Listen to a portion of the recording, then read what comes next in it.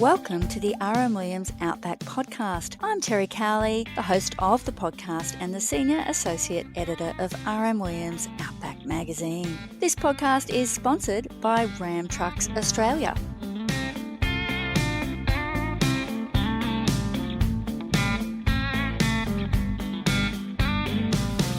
Great to be with you again.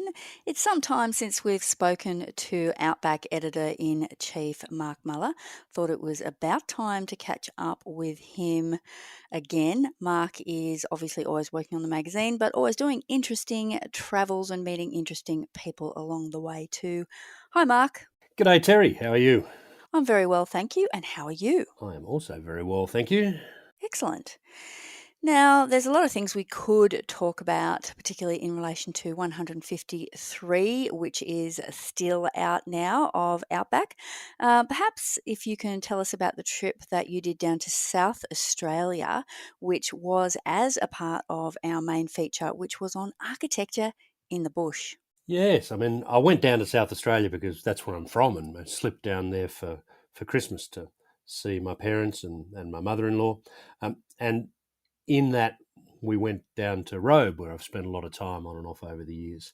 And indeed, family has a house there. And one of the houses featured in the architecture story is the Hermitage, which is an 1868 building, 1855, and then extended in 1868. That's a few kilometres outside of Robe, owned by Basil and Lisa Enright. And I'd worked there with Basil maybe 25 years ago. I'd left Montana and come back to Australia and then slipped over to the coast and got a job in the Caledonian Hotel, and then met Basil, who was living and working there as well. He was on one side of the bar and I was on the other, and he had some work going and planting olive groves. And so I ended up spending a few months, sort of April, May, June, digging holes and planting trees and spending a lot of time on the veranda of this beautiful old limestone building. And when we were talking with Andrew Hull about the shape of this architecture story, moving through the eras of Australian architecture and the beautiful goldfields architecture around Ballarat, and then wanting to go into the coastal space. And initially, Hully was looking at the piers in Adelaide and whatnot, which wasn't bush enough for my liking. We probably should explain who Hully is. So he's the photojournalist who wrote the story about architecture in the bush in the current issue.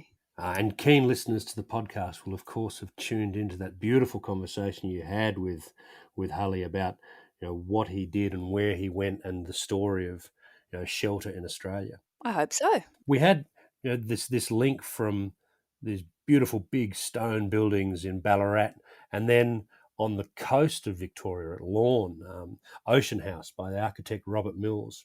I'd met Robert in the Flinders Ranges maybe a decade ago, and then went to what ended up being his elopement party at this beautiful house he designed on the coast. And I wanted a segue from the architecture of Ballarat to the Australian coastal space to this beautiful modern piece of architecture, and the Hermitage came to mind because it's gorgeous, and Basil remains to this day a very good friend. And so I ducked out to the Hermitage with, as it happens, Sebastian Lipp, another one of the characters that populates my life and our working life. Seb is the CEO of Pilatus Australia, and Pilatus has been a great advertising supporter of OUTBACK magazine for a long time, and we'll move on to another connection with Seb later in our conversation. We all went out to the Hermitage, which has also got some good four-wheel driving tracks on it, which is another part of what we did, and photographed in part the Hermitage, this lovely limestone building with large verandas. The veranda's only just been replaced, in fact, from the original 1868 veranda, a corrugated iron veranda along the front of this gorgeous building, which had in fact been in no small part built by Basil's great-great-grandfather, William Savage, back in the day, in Robe's early days. And it was interesting to note that the corrugated iron that Will Savage had used in 1868 was, in Basil's opinion, superior to the corrugated iron he was able to get to repair and replace the veranda in the 21st century. So one of the things about the work that we do and the fact that we've been doing it together for quite a long time now, close to more than 20 years in my case, and close to 20 years with you.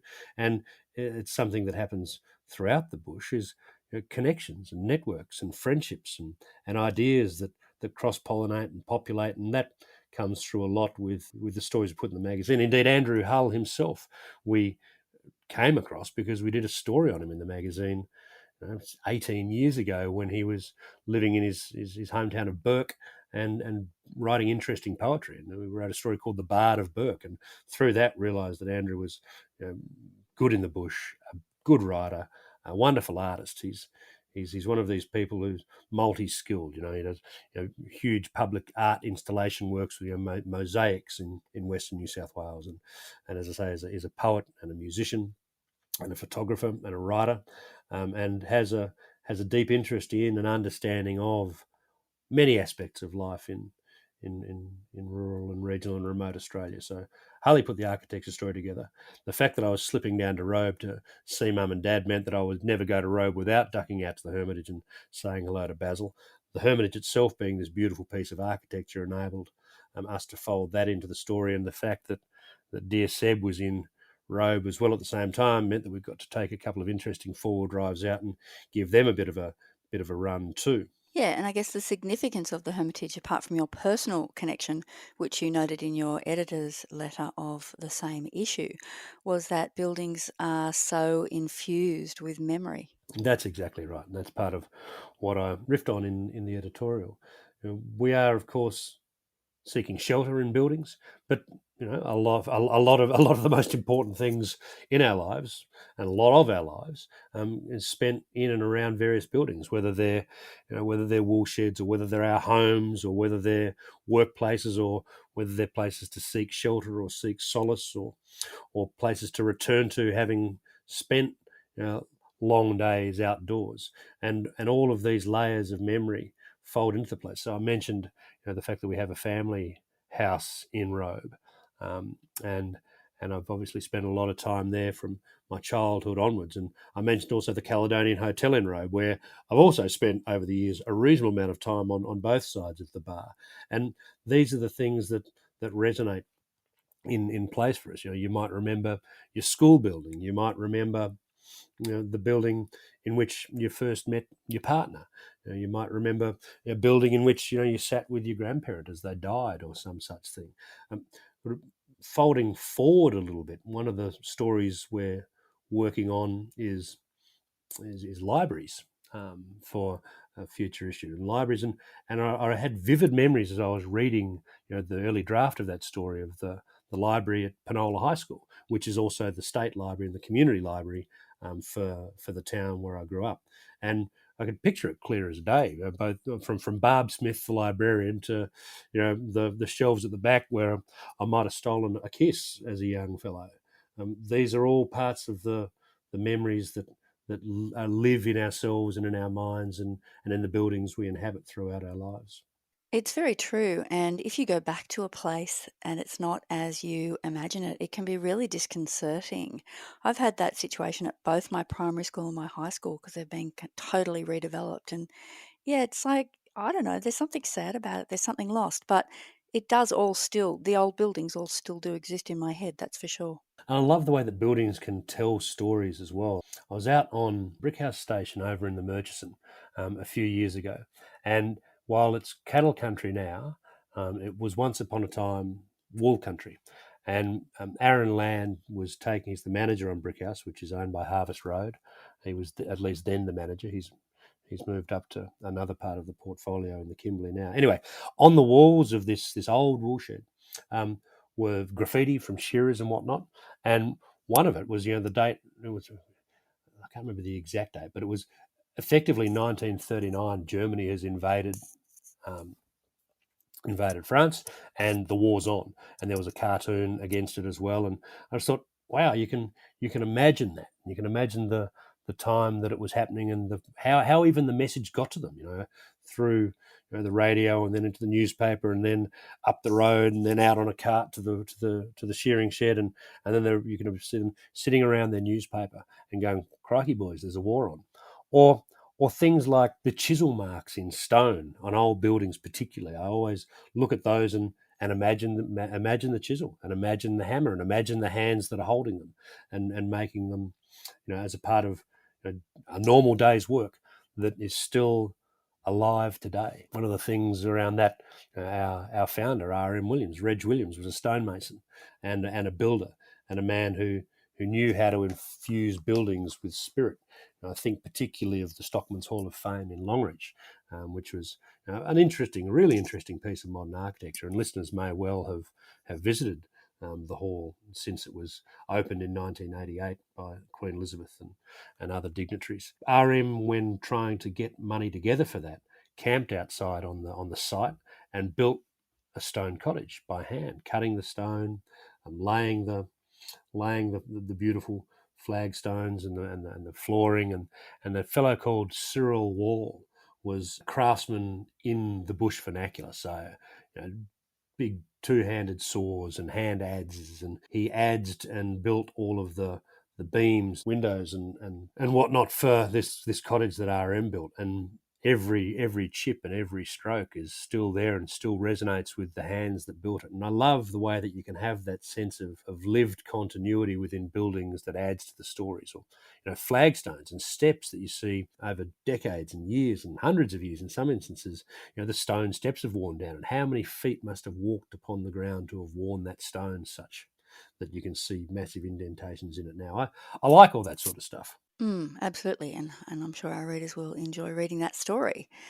Just changing tack a bit, but staying with issue 153 of Outback magazine, there was an obituary of adventurer, explorer, author, and accomplished bushman Dennis Bartel, who you knew. Well, I did have the privilege of spending some time with him, and this comes back to Sebastian Lipp. So in 2021, Seb took a suite of vehicles, three vehicles across the Simpson Desert with Dennis Bartel.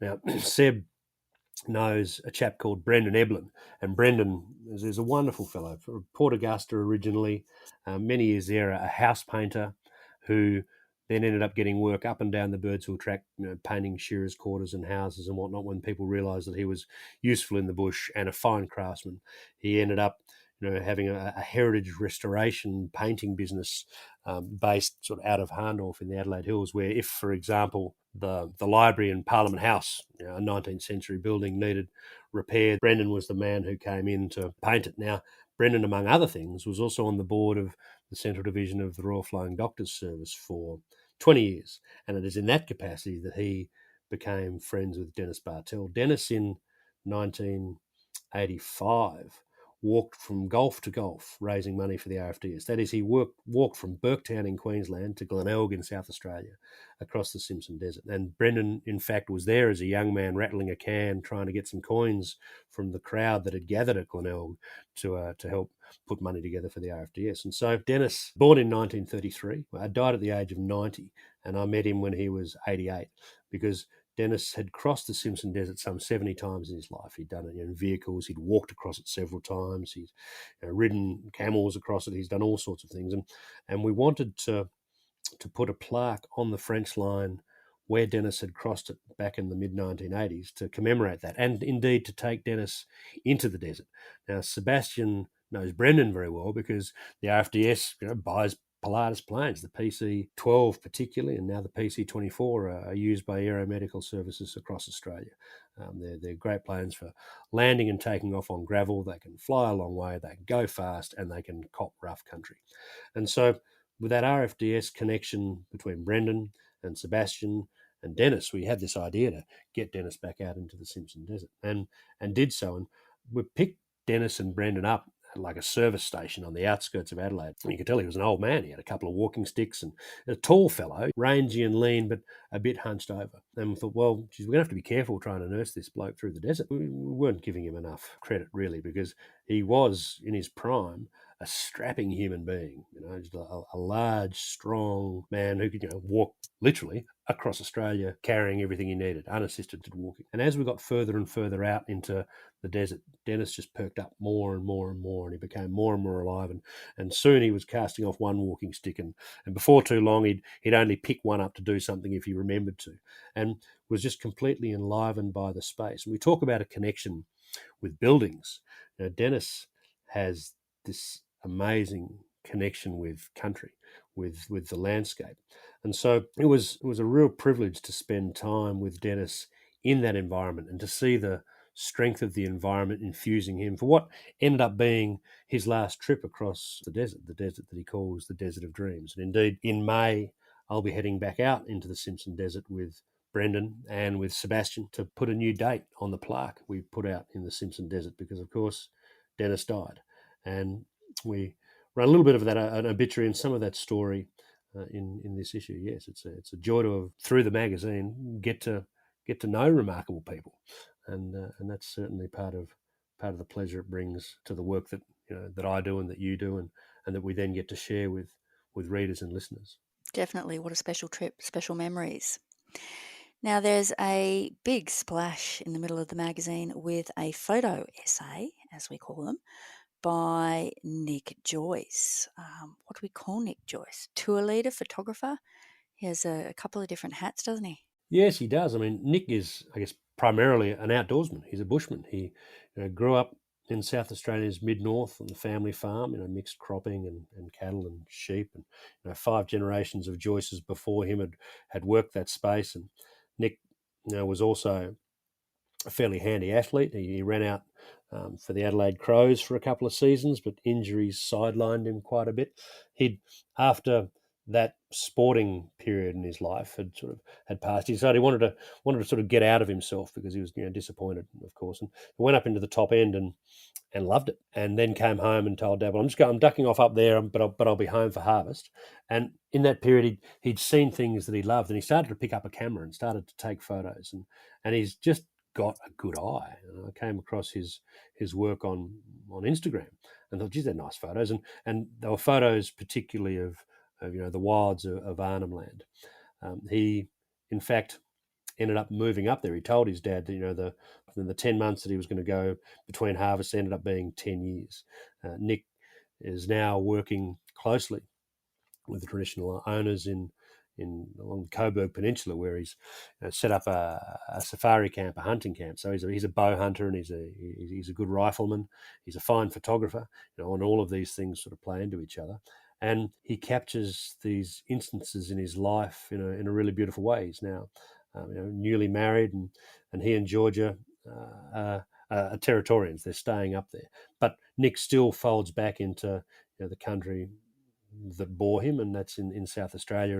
And the photo essay is a collection of works all over the place. And one of the photos, in fact, is the photo that we feature on the cover, which is his 2 young nephews. It's just a delightful photo.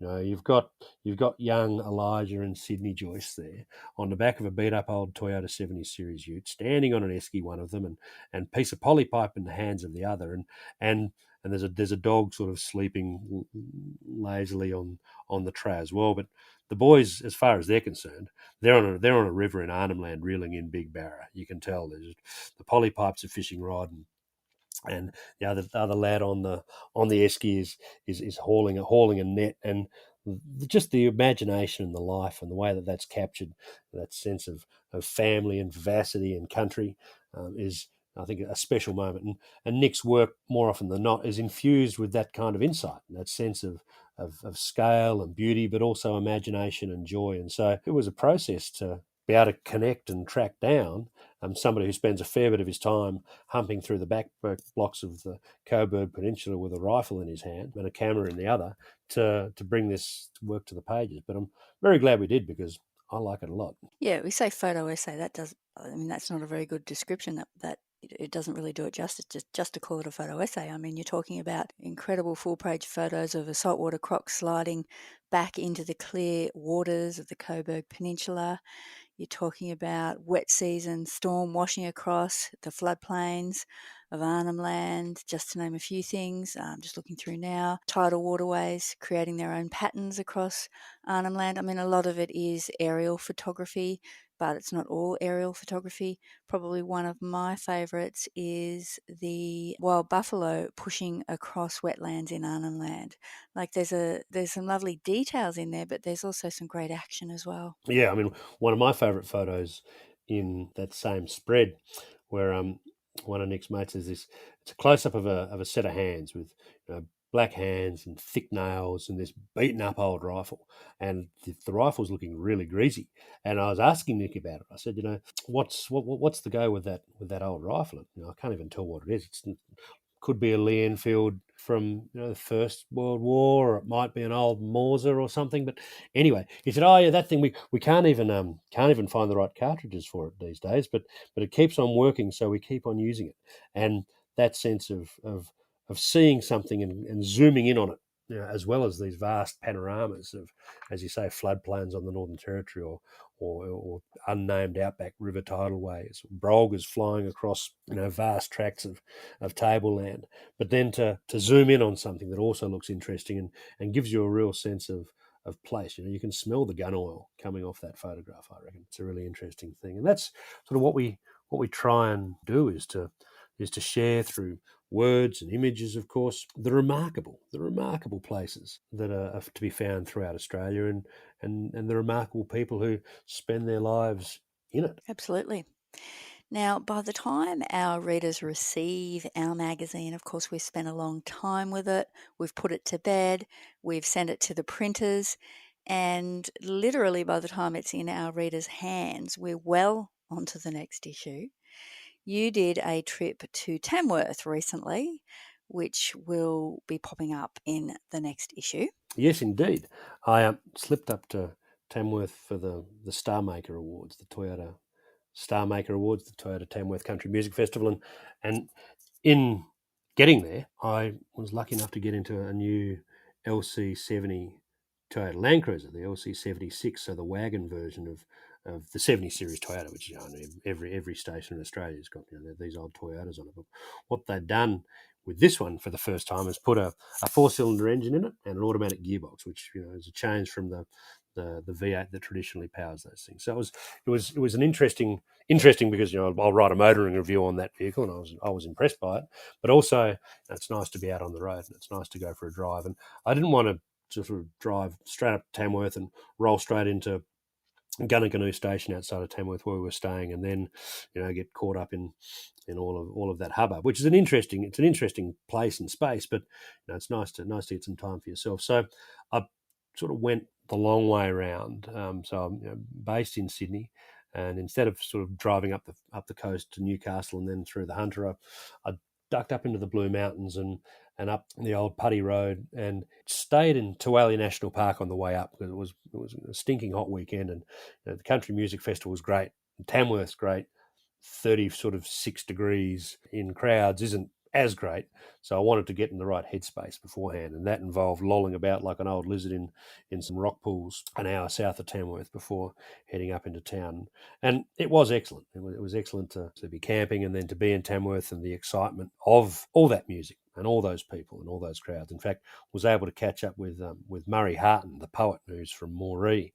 He was in Tamworth for the festival, and we're featuring him in the Great Australians magazine that we're also working on at the moment. So I got to take a few photos of Muzz and catch up briefly, and then through the evening with the Toyota Star Maker Awards, and then to drive back after some time on Gunnaganoo via Collie Plains North Station, which is also sort of dubbed Galea State. Now, Collie Plains North is owned by Jeff and Jane Rogers, and they've been there for 15 years or so, having spent a lifetime buying properties, improving them, and then moving on. Jeff was originally a shearer from the Mallee in Victoria, and they've led remarkable lives to get to where they are now. One of their sons, Sandy Rogers, and his new wife Alex are setting up accommodation, off-grid, high-end little sort of cabin things on Galea Estate. Now, The build should be finished in March, but I had this day with them, which was a lot of fun, just interesting people doing interesting work. And the evening saw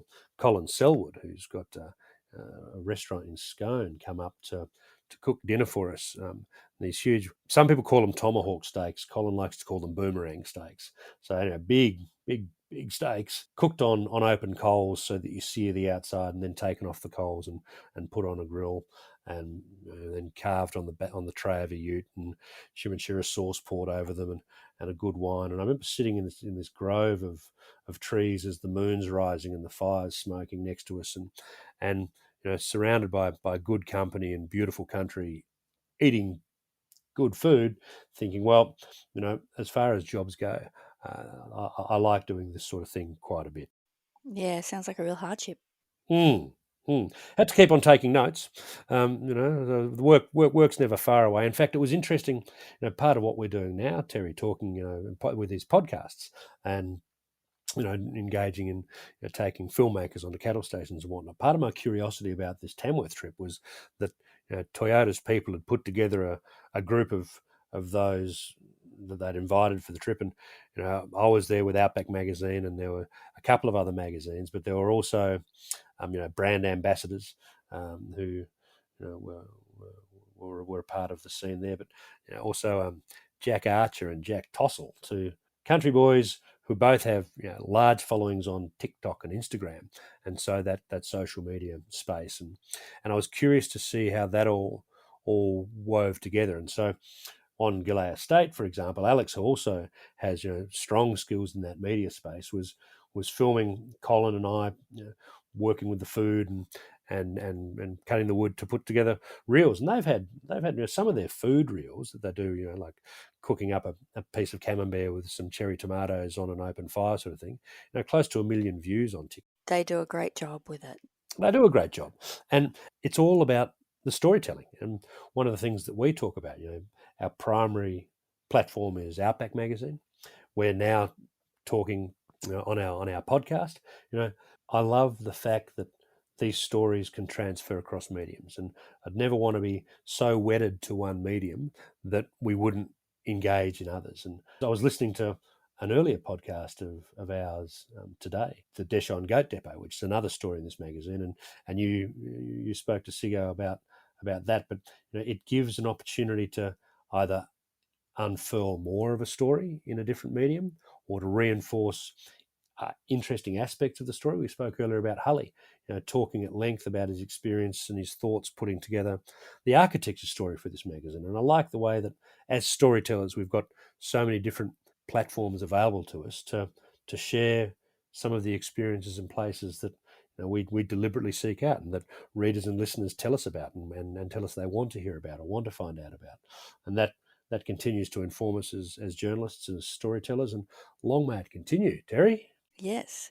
I think there is something in hearing somebody's voice. That's obviously something you can't get from a magazine. It adds another dimension and that ability to go with people. So you might sit down on the lounge or the bed or wherever and read a magazine, but then you might be in the car. You're obviously not going to read a magazine in the car, but you can listen to the podcast.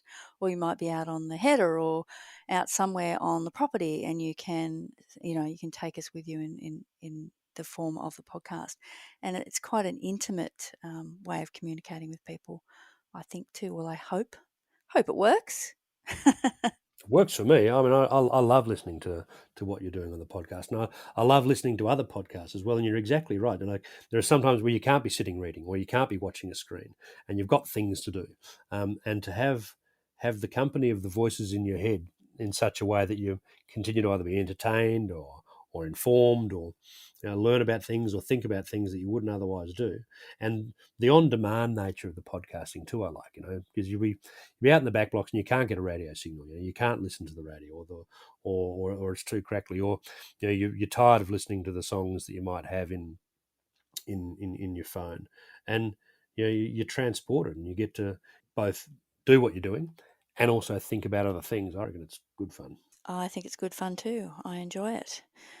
Well, that probably wraps things up, Mark, unless you'd like to say something more looking to the future, looking to the next issue, thinking about any travel plans you have coming up or any big things you want to let our listeners know about? Well, yeah, we've riffed a little bit on that trip into the Simpson Desert in May. I'm very much looking forward to that. Prior to that, I'll be heading up to Rockhampton for Beef Week, which is always a great show. One of the things I love about Beef Week, of course, is that you get hundreds and hundreds and hundreds of people who are committed to the bush and to the industry, all gathering to share knowledge and have a good time. So I'm looking forward to getting up to Rockhampton. I'm hoping, although I may not be able to do it, to slip up to Kempsey in a couple of weeks' time to the Akubra workshop, where some of the finest hats in the world are made by hand to this very day. While I was recently on a little bit of leave, and you commissioned yourself to head back to one of your favourite parts of the world, which is where I'm actually from, the southeast of South Australia, to explore Kilsby's sinkhole. And you were talking with Outback contributor Andrew Bain about that in your previous podcast, as I recall. So you're going to go. Are you going to get in the water, or are you just going to drink the water? They're making gin out of it now, aren't they? Definitely both. Bit of both. Fair enough. As long as you get the order right, everything will be fine. True, definitely swimming before drinking, always. And you did mention Rockhampton. We'll just quickly slip in a mention for the Great Western Hotel at Rockhampton. Maybe you will drop in there. That, of course, also features in our issue 153 of Outback. That is true. I might find myself at the Great Western. You never know. You have occasionally been known to go into a pub. I have. I think there are, whether you're in there for a cup of tea or a glass of lemonade or a cold beer or whatever, they're wonderful community hubs. And there's an absolute realisation these days that you don't have to drink when you're in a pub. You don't have to drink alcohol when you're in a pub. You can, and well done, great, love it. But they're community hubs. These are places where all sorts of things go on, and particularly in more and more remote places where often it might be one of few buildings in town. Or we read a story not so long ago, for example, about the Conago Hotel. There's not much going on in Conago. There's a lot going on in Conago, but there's not many buildings there apart from the CFS Hall and the pub. And I think there might be one house as you come in from the east. Anyway, I do on occasion, Terry, find myself in a pub. And usually not lost for something to do whilst there. Definitely not. Well, enjoy all that, as I will enjoy my little foray as well. And I'm sure we'll have you back on the podcast in due course.